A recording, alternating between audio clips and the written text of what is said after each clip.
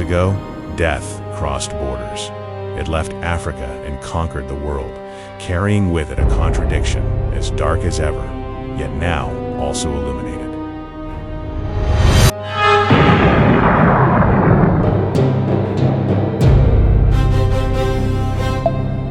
Homo erectus emerged about 1.9 million years ago.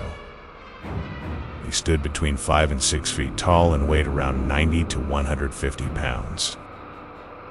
Their long legs were built for endurance, to walk vast distances more gracefully than their ancestors.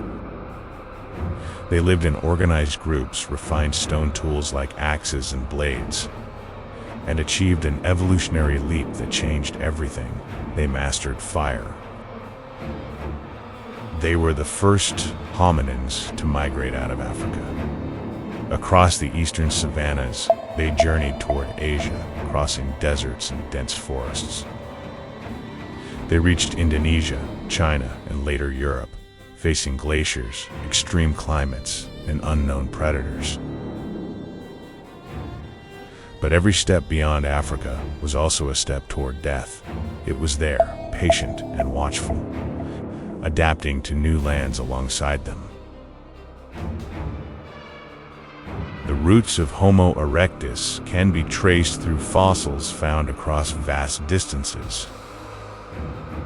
In Georgia, at the site of Demonis skulls, over 1.8 million years old, provide the first proof that they truly left Africa. In Indonesia, the famous Java man revealed that this species crossed shallow seas and tropical islands. In China, the fossils of Peking man showed that they survived harsh winters in caves lit by fire. Every place told the same story. Death was never left behind. It reinvented itself in each new environment, in crueler, more creative forms. Countless archaeological findings prove that Homo erectus mastered fire.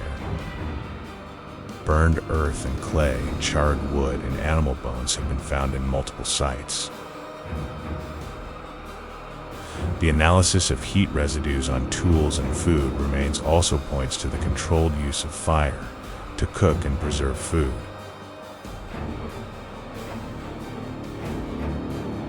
Fire changed everything.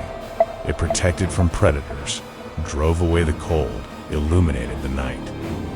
And it's believed that these longer, brighter nights were crucial for the birth of language, as extended wakefulness fostered life around the fire.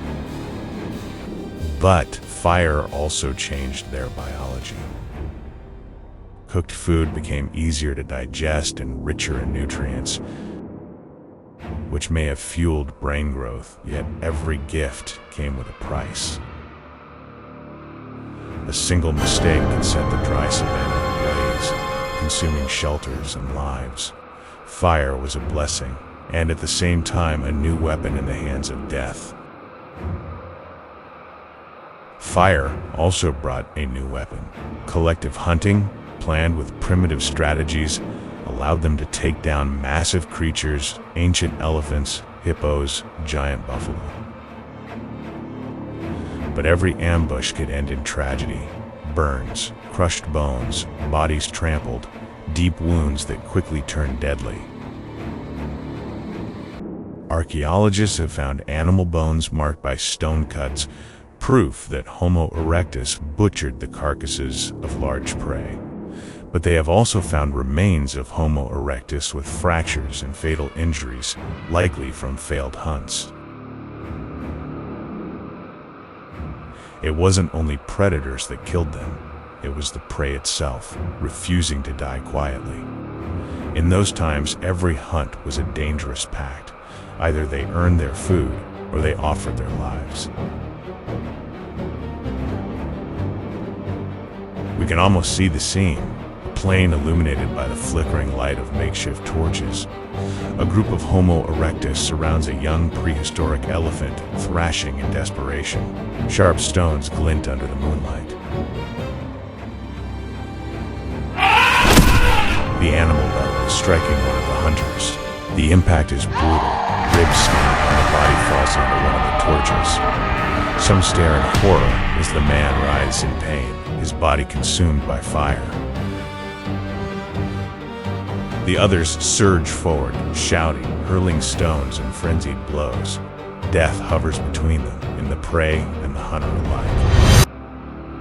When silence finally falls, it comes with the scent of blood, smoke, and charred flesh.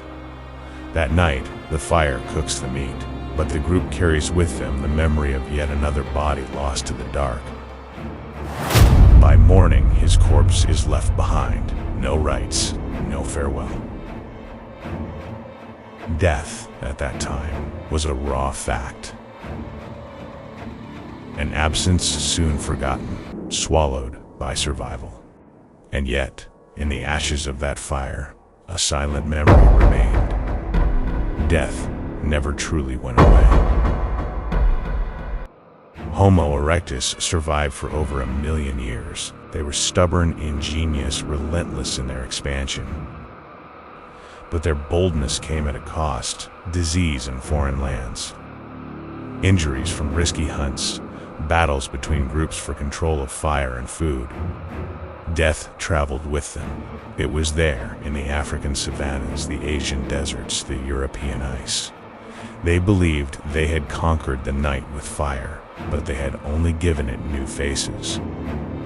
The longevity of the species stands as a testament to its resilience. No other hominin lived so long. And yet, they too met the same fate: extinction, leaving behind only bones and ashes scattered across the earth. Perhaps their greatest legacy was this: the certainty that progress never defeats death. It merely gives her new masks to wear. Homo erectus left us a dark inheritance. Fire and stone became weapons against hunger and cold, but also against themselves. And with every step into new lands, death walked beside them, ever adapting, ever patient. In the next episode, we'll meet Homo neanderthalensis, strong, cold-adapted beings who were the first to look at death not only with fear, but with meaning.